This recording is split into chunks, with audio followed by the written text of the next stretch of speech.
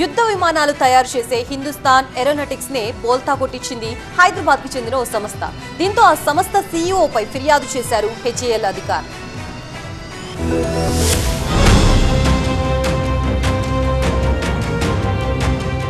భారత్ ఎంతో ప్రతిష్టాత్మకంగా అభివృద్ధి చేసిన స్వదేశీ యుద్ధ విమానం తేజస్ MK-1A ప్రాజెక్టుకు పలు విడిభాగాలు సరఫరా చేసింది హైదరాబాద్కు చెందిన టెక్ ఏరో డివైజెస్ అనే సంస్థ. అయితే విడిభాగాలకు సంబంధించి నకిలీ నాణ్యతా ధృవపత్రాలను సమర్పించింది అంటూ ఆ సంస్థపై ఫిర్యాదు చేసింది హిందుస్థాన్ ఏరోనాటిక్స్ లిమిటెడ్. హెచ్ఏఎల్ ఫిర్యాదుతో Tech Aero Devices CEO Sivaramaprasad పై పలు సెక్షన్స్ కింద కేసు కూడా నమోదు చేశారు బెంగళూరు పోలీసులు. టెక్ ఏరో డివైజెస్ సంస్థ మార్చి 2022 నుంచి సెప్టెంబర్ 2023 మధ్య 18 ఆర్డర్స్ కి సంబంధించి విడిభాగాలు సరఫరా చేసింది. అయితే వీటిలో నట్లు, బోల్ట్లు, వాషర్లు వంటివి ఉన్నాయి. టెండర్ నిబంధనల మేరకు విడిభాగాల నాణ్యతకు సంబంధించి 199 నాణ్యతా పరీక్షల ధృవపత్రాలు సమర్పించింది.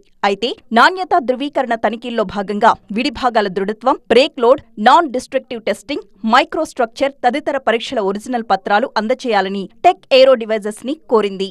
కానీ ఈ సంస్థ ఒరిజినల్ పత్రాలను అందచేయలేదు. దీంతో విడిభాగాలకు నాణ్యతా పరీక్షలు చేసినట్టుగా టెక్ ఏరో డివైజెస్ పేర్కొన్న హైదరాబాద్ సంస్థ యాక్సిస్ ఇన్స్పెక్షన్ సొల్యూషన్స్ ని హాల్ సంప్రదించింది. అయితే తాము ఎలాంటి నాణ్యతా పరీక్షలు చేయలేదని, తమ సంస్థ పేరుతో ఫోర్జరీ సంతకాలతో టెక్ ఏరో డివైజెస్ సంస్థ నకిలీ, తప్పుడు ధృవీకరణ పత్రాలు సృష్టించి ఉంటుందని యాక్సిస్ ఇన్స్పెక్షన్ సంస్థ తేల్చి చెప్పింది.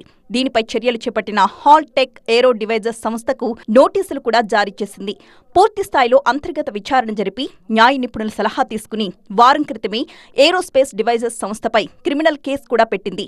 మరొకవైపు టెక్ ఏరో డివైజెస్ సంస్థ విడిభాగాలేవి సరఫరా చేయకుండా 3 ఏళ్ల నిషేధం విధించింది హిందుస్థాన్ ఏరోనాటిక్స్ లిమిటెడ్. మరోవైపు హెచ్ఏఎల్ కు విస్తృతమైన వ్యవస్థ ఉందని, అది ఏ ఒక్క సరఫరాదారుపైన ఆధారపడదని అధికారులు స్పష్టం చేశారు. టెక్ ఏరో డివైజెస్ పై తీసుకున్న చర్యలు తేజస్ MK-1A ప్రాజెక్టుపై ఎలాంటి ప్రభావము చూపదని తెలిపారు.